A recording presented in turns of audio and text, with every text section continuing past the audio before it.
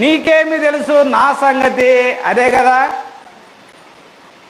చాలా సందర్భాల్లో క్రైస్తవులమైన మనం కూడా సేవకులు ఒకవేళ హెచ్చరిస్తే ఏమంటాము, ఆయనకేం తెలుసండి నేను ప్రార్థన చేసేది, ఆయనకేం తెలుసండి మేము ఎంత సమయం దేవుల్లో గడిపేది, లేకపోతే ఆయనకేం తెలుసండి వాక్యము, లేకపోతే రకరకాలుగా మాటలు అంటూ ఉంటారు కదా.